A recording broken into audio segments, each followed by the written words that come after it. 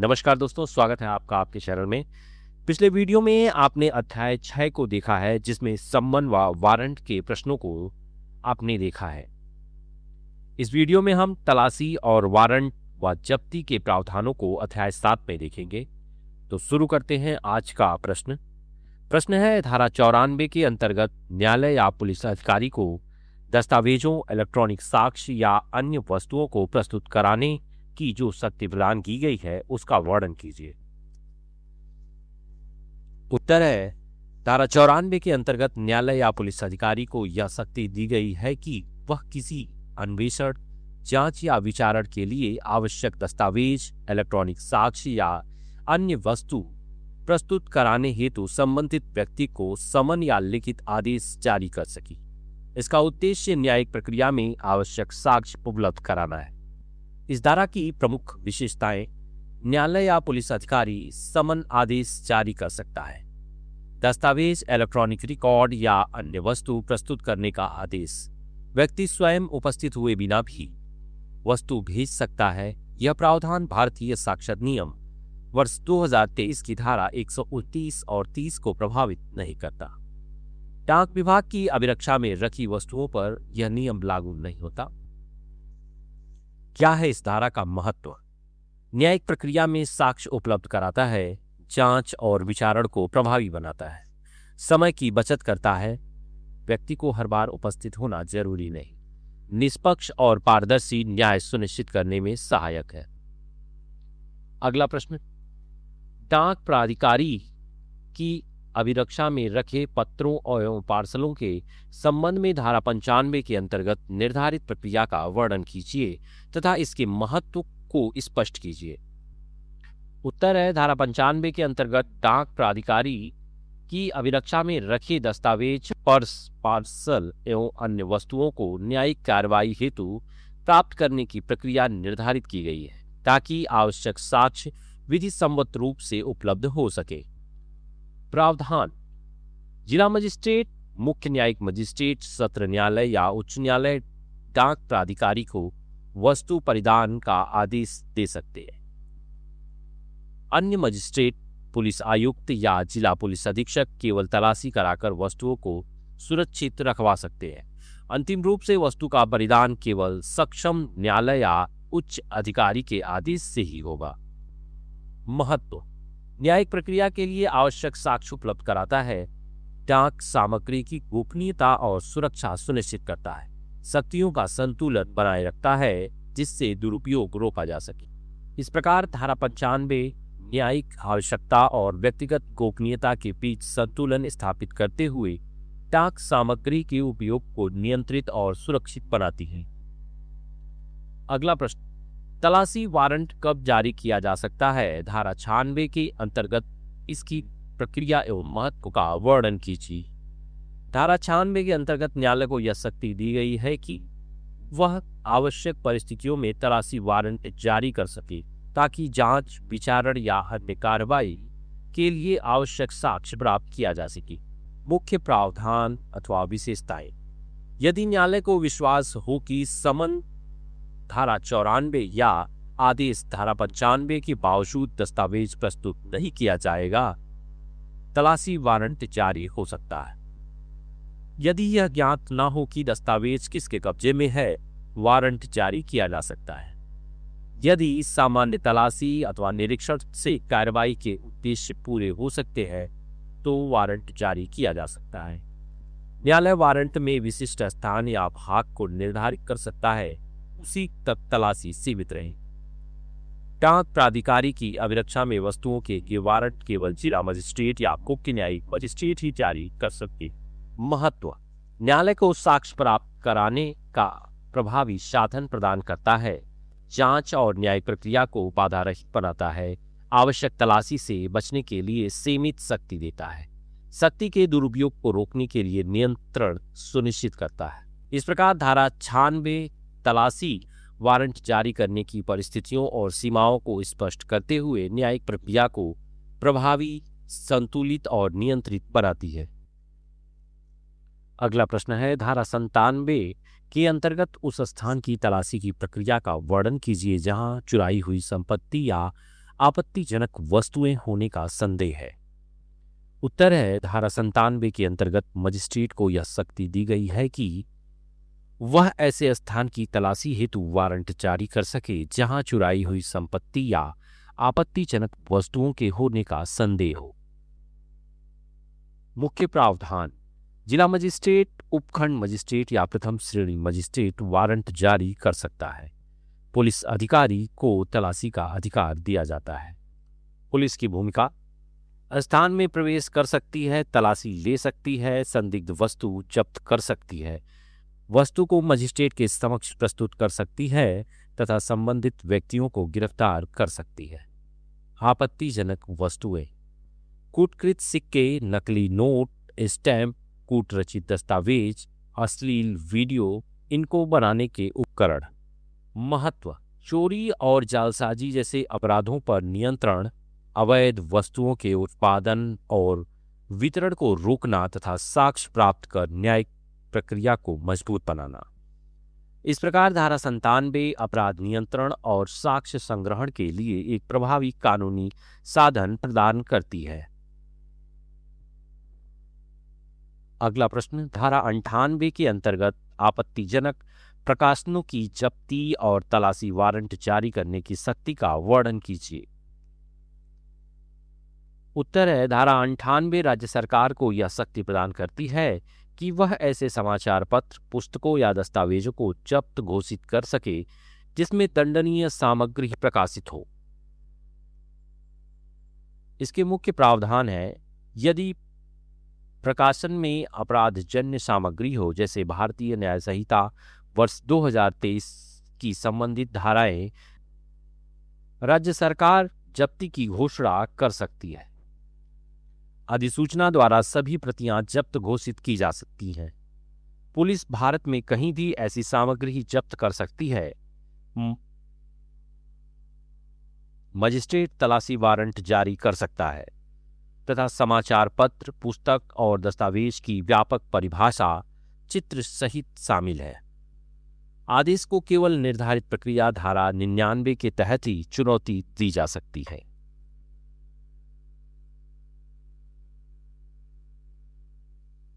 इस धारा का महत्व समाज में शांति और व्यवस्था बनाए रखने में सहायक है, आपत्तिजनक और अवैध सामग्री के प्रसार को रोकता है, राज्य सरकार की सुरक्षा और सार्वजनिक व्यवस्था की रक्षा करता है। इस प्रकार धारा 98 राज्य को आपत्तिजनक प्रकाशनों पर नियंत्रण रखने और समाज में विधि व्यवस्था बनाए रखने हेतु प्रभावी शक्ति प्रदान करती है। अगला प्रश्न, धारा 99 के अंतर्गत जब्ती की घोषणा को अपास्त अर्थात रद्द करने हेतु उच्च न्यायालय में आवेदन की प्रक्रिया का वर्णन कीजिए। उत्तर है धारा 99 के अंतर्गत उस व्यक्ति को अधिकार दिया गया है जिसका किसी समाचार पत्र, पुस्तक या दस्तावेज में हित है कि वह धारा 98 के अंतर्गत की गई जब्ती की घोषणा को उच्च न्यायालय में चुनौती दे सके। मुख्य प्रावधान: संबंधित व्यक्ति राजपत्र में प्रकाशन की तिथि से 2 माह के भीतर उच्च न्यायालय में आवेदन कर सकता है। आवेदन का आधार उस प्रकाशन में धारा 98 के अंतर्गत दंडनीय सामग्री नहीं है। उच्च न्यायालय में 3 न्यायाधीशों की विशेष पीठ द्वारा सुनवाई होगी यदि उपलब्ध हो। साक्ष्य के रूप में संबंधित समाचार पत्र, दस्तावेज की प्रति प्रस्तुत की जा सकती है। यदि न्यायालय संतुष्ट नहीं होता कि उसमें आपत्तिजनक सामग्री है, जब्ती की घोषणा रद्द कर दी जाएगी। न्यायाधीशों में मतभेद होने पर बहुमत का निर्णय मान्य होगा। महत्व: अभिव्यक्ति की स्वतंत्रता की रक्षा करना राज्य की शक्तियों पर न्यायिक नियंत्रण सुनिश्चित करता है तथा गलत या मनमानी जब्ती के विरुद्ध कानूनी उपाय प्रदान करता है। इस प्रकार धारा 99 न्यायिक पुनरावलोकन का महत्वपूर्ण साधन है जो नागरिकों के अधिकारों और राज्य की शक्तियों के बीच संतुलन स्थापित करता है। अगला प्रश्न, सदोष परिरुद्ध व्यक्तियों के संबंध में तलाशी वारंट जारी करने की प्रक्रिया का वर्णन कीजिए। उत्तर है धारा 100 के अंतर्गत मजिस्ट्रेट को यह शक्ति दी गई है कि वह ऐसे व्यक्ति की खोज हेतु तलाशी वारंट जारी कर सके जिसे अवैध रूप से परिरुद्ध किया गया है। मुख्य प्रावधान: जिला मजिस्ट्रेट, उपखंड मजिस्ट्रेट या प्रथम श्रेणी मजिस्ट्रेट वारंट जारी कर सकता है। शर्त: मजिस्ट्रेट को विश्वास हो कि व्यक्ति अवैध रूप से बंद अथवा कैद है। वारंट के आधार पर पुलिस अधिकारी उस व्यक्ति की तलाशी करेगा, मिलने पर उसे तुरंत मुक्त कराएगा तथा मजिस्ट्रेट के समक्ष प्रस्तुत करेगा। इसके बाद मजिस्ट्रेट परिस्थितियों के अनुसार उचित आदेश पारित करेगा। महत्व: व्यक्तिगत स्वतंत्रता की रक्षा करता है, अवैध हिरासत, बंधक जैसी स्थितियों से मुक्ति दिलाता है तथा मानवाधिकारों की सुरक्षा सुनिश्चित करता है। इस प्रकार धारा 100 नागरिकों की स्वतंत्रता की रक्षा हेतु एक महत्वपूर्ण कानूनी उपाय है जो अवैध परिरोधन के विरुद्ध त्वरित राहत प्रदान करता है। अगला प्रश्न: अपहृत महिला या बालिका को वापस दिलाने के संबंध में धारा 101 के अंतर्गत मजिस्ट्रेट की शक्तियों का वर्णन कीजिए। धारा 101 के अंतर्गत मजिस्ट्रेट को यह शक्ति दी गई है कि वह अपहृत या अवैध रूप से निरुद्ध महिला या बालिका को मुक्त कराने तथा उसे उसके विधिक संरक्षक को वापस दिलाने हेतु आदेश जारी कर सके। मुख्य प्रावधान: शपथ पर परिवाद होने पर कार्रवाई की जाती है।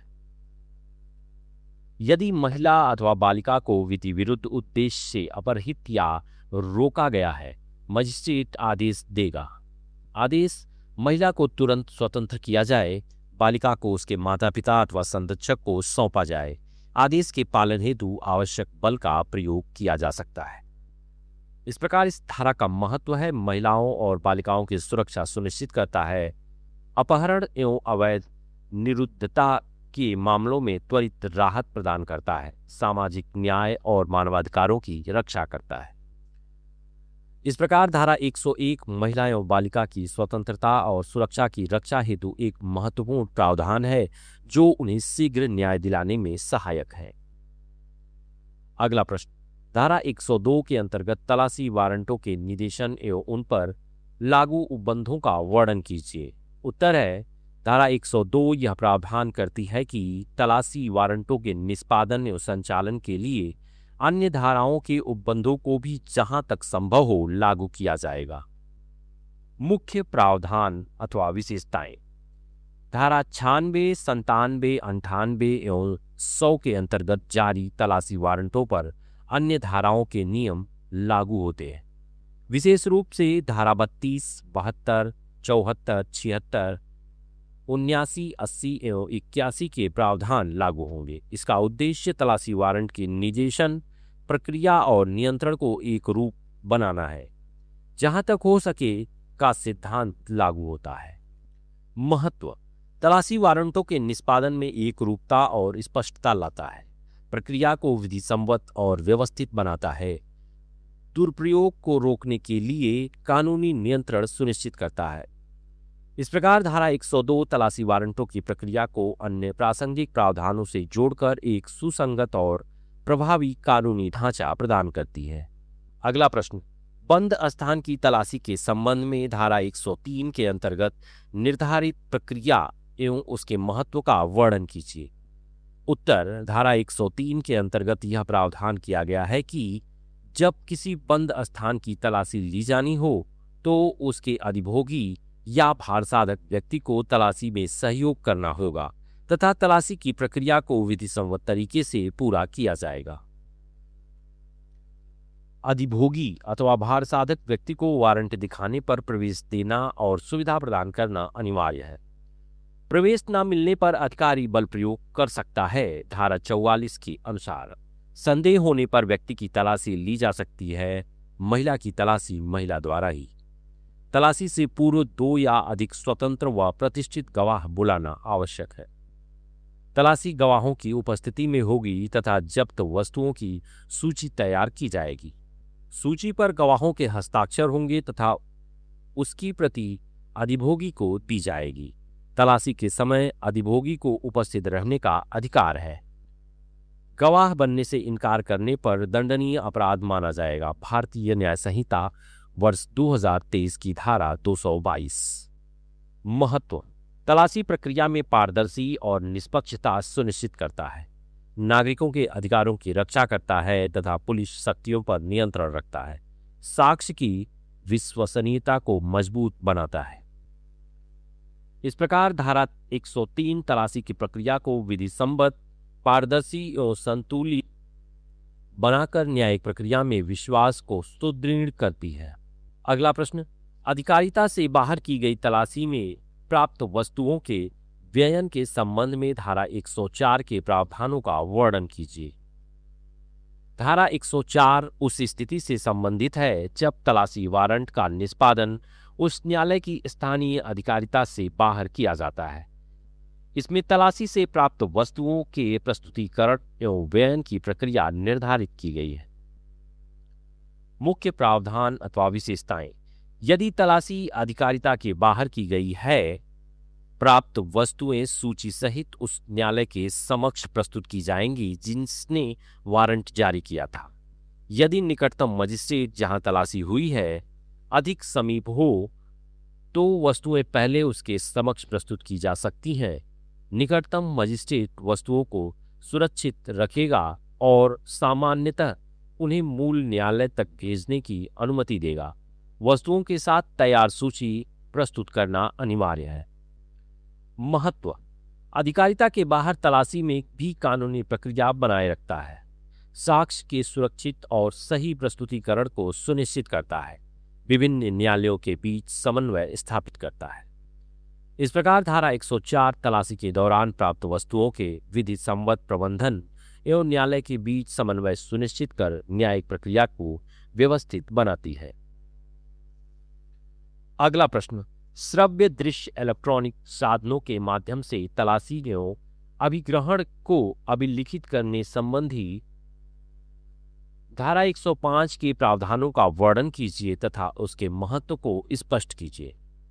धारा 105 एक नई व्यवस्था है जिसके अंतर्गत तलाशी एवं अभिग्रहण की पूरी प्रक्रिया को श्रव्य दृश्य इलेक्ट्रॉनिक साधनों द्वारा रिकॉर्ड करना अनिवार्य किया गया है ताकि प्रक्रिया की पारदर्शिता सुनिश्चित हो सके।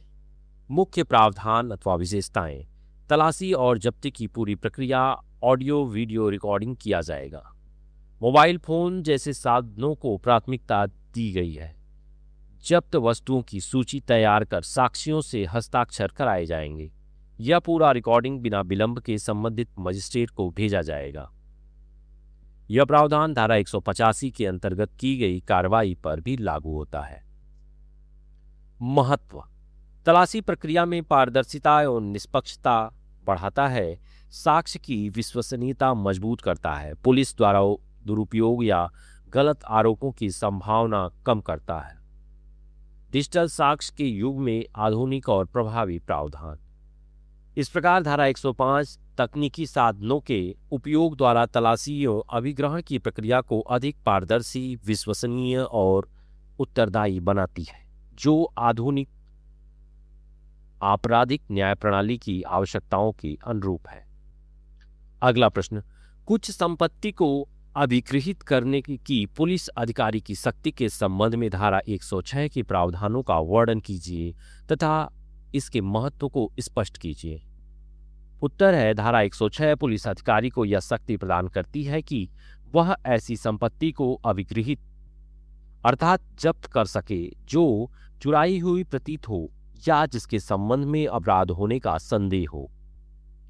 मुख्य प्रावधान: पुलिस अधिकारी ऐसी संपत्ति जब्त कर सकता है जो चुराई हुई हो या अपराध से संबंधित होने का संदेह हो। अधीनस्थ अधिकारी को अपने वरिष्ठ थाने के प्रभारी को तुरंत सूचना देनी होगी। मजिस्ट्रेट को भी अभिग्रहण की रिपोर्ट देना अनिवार्य है। यदि संपत्ति न्यायालय में आसानी से नहीं लाई जा सकती या सुरक्षित रखना कठिन है या जांच के लिए जरूरी नहीं तो उसे किसी व्यक्ति के बंद पत्र पर सौंपा जा सकता है। अपवाद: शीघ्र नष्ट होने वाली संपत्ति मालिक अज्ञात अथवा अनुपस्थित होने पर मूल्य 500 से कम पुलिस अधीक्षक के आदेश से नीलामी कर विक्रय किया जा सकता है। महत्व: अपराध से संबंधित साक्ष्य को सुरक्षित रखने में सहायक चोरी और अन्य अपराधों की जांच को प्रभावी बनाता है, संपत्ति के उचित प्रबंधन और संरक्षण की व्यवस्था करता है तथा नष्ट होने वाली वस्तुओं के त्वरित निपटान की सुविधा देता है। इस प्रकार धारा 106 पुलिस को संपत्ति के अभिग्रहण की प्रभावी शक्ति प्रदान करती है, साथ ही उसके दुरुपयोग को रोकने हेतु रिपोर्टिंग और न्यायिक नियंत्रण की व्यवस्था भी सुनिश्चित करती है। अगला प्रश्न है, संपत्ति की कुर्की, जब्ती या वापसी के संबंध में धारा 107 के प्रावधानों का वर्णन कीजिए तथा इसके महत्व को स्पष्ट कीजिए। उत्तर है, धारा 107 एक नई व्यवस्था है जिसके अंतर्गत ऐसी संपत्ति की कुर्की, जब्ती और वितरण का प्रावधान किया गया है जो अपराध से अर्जित मानी जाती है। मुख्य प्रावधान या विशेषताएं। यदि पुलिस को संदेह हो कि संपत्ति अपराध से अर्जित हुई है, तब एसपी या सीपी की अनुमति से मजिस्ट्रेट न्यायालय में आवेदन न्यायालय 14 दिन का कारण बताओ नोटिस जारी कर सकता है। यदि संपत्ति किसी अन्य के पास है, उसे भी नोटिस दिया जाएगा। सुनवाई के बाद संपत्ति अपराध से संबंधित पाई जाए, तब कुर्की का आदेश, नोटिस का पालन न करने पर एक पक्षीय आदेश, यदि नोटिस देने से उद्देश्य विफल हो सकता है तो सीधे अंतरिम कुर्की आदेश। संपत्ति को अपराध का आगम पाए जाने पर जिला मजिस्ट्रेट को पीड़ित में वितरण का आदेश डीएम 60 दिन में वितरण करेगा। यदि कोई दावेदार नहीं है, तब संपत्ति सरकार जब्त करेगी। इस धारा का महत्व, अपराध से अर्जित संपत्ति पर नियंत्रण स्थापित करता है, अपराधियों को आर्थिक लाभ से वंचित करता है, पीड़ितों को मुआवजा दिलाने में सहायक, न्यायिक प्रक्रिया को अधिक प्रभावी और न्याय संगत बनाता है। इस प्रकार धारा 107 अपराध से आर्थिक पहलुओं पर प्रहार करते हुए प्रोसीड ऑफ क्राइम के सिद्धांत को लागू करती है और पीड़ितों के हितों की रक्षा करते हुए न्याय प्रणाली को सुदृढ़ बनाती है। अगला प्रश्न, मजिस्ट्रेट द्वारा अपनी उपस्थिति में तलाशी लिए जाने की सख्ती के संबंध में धारा 108 के प्रावधानों का वर्णन कीजिए। धारा 108 के अंतर्गत मजिस्ट्रेट को यह अधिकार प्रदान किया गया है कि वह ऐसे स्थानों की तलाशी अपनी उपस्थिति में कराए जिसके लिए वह तलाशी वारंट जारी करने के लिए सक्षम है। मुख्य प्रावधान या विशेषताएं। मजिस्ट्रेट स्वयं तलाशी की निगरानी कर सकता है, केवल उन्हीं स्थानों के लिए लागू जहां वारंट जारी करने के लिए सक्षम है। तलाशी मजिस्ट्रेट की उपस्थिति में प्रत्यक्ष रूप से कराई जाएगी। इससे तलाशी प्रक्रिया अधिक नियंत्रित और विश्वसनीय बनती है। महत्व, तलाशी प्रक्रिया में पारदर्शिता और निष्पक्षता सुनिश्चित होती है, साक्ष्य की विश्वसनीयता बढ़ती है, पुलिस द्वारा संभावित दुरुपयोग पर नियंत्रण रहता है, न्यायिक निगरानी के कारण नागरिकों के अधिकारों की रक्षा होती है। इस प्रकार धारा 108 मजिस्ट्रेट को तलाशी प्रक्रिया में प्रत्यक्ष हस्तक्षेप का अधिकार देकर न्यायिक नियंत्रण को सुदृढ़ बनाती है और निष्पक्ष जांच सुनिश्चित करती है। अगला प्रश्न, प्रस्तुत किए गए दस्तावेजों या वस्तुओं को परिबद्ध करने की शक्ति के संबंध में धारा 109 के प्रावधानों का वर्णन कीजिए। उत्तर है, धारा 109 के अंतर्गत न्यायालय को यह शक्ति दी गई है कि वह अपने समक्ष प्रस्तुत किसी दस्तावेज या वस्तु को आवश्यक समझने पर परिबद्ध कर सके। न्यायालय के समक्ष प्रस्तुत दस्तावेज या वस्तु को परिबद्ध किया जा सकता है। यह शक्ति विवेकाधीन है। परिबद्ध करने का उद्देश्य साक्ष्य को सुरक्षित रखना होता है।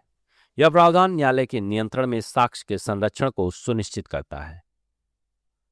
महत्व, महत्वपूर्ण साक्ष्यों के संरक्षण में सहायक, साक्ष्य के साथ छेड़छाड़ या नष्ट होने से बचाव, न्यायिक प्रक्रिया की विश्वसनीयता को मजबूत करता है। इस प्रकार धारा 109 न्यायालय के साक्ष्यों के संरक्षण हेतु आवश्यक अधिकार प्रदान करती है, जिससे न्यायिक प्रक्रिया निष्पक्ष और प्रभावी बनती है। अगला प्रश्न, आदेशिकाओं, सम्मन, वारंट आदि के पारराज्यीय अंतरराष्ट्रीय निष्पादन के संबंध में धारा 110 के प्रावधानों का वर्णन कीजिए।